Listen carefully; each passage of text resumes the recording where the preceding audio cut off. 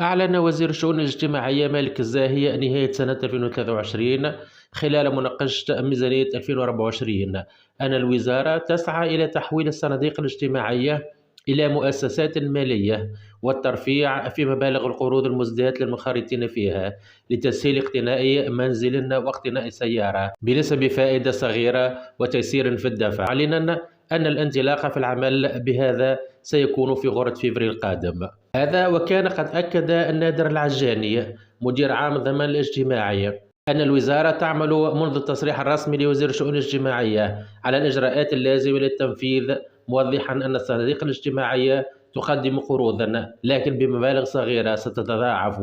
وهو ما يخدم الصناديق أن ستتوفر لها السيولة المالية والمنخرطين في نفس الوقت.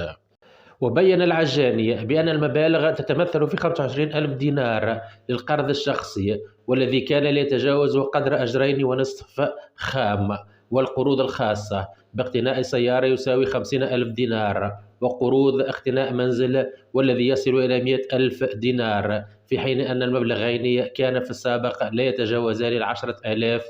و15 ألف دينار. وردا على اللغط الذي راج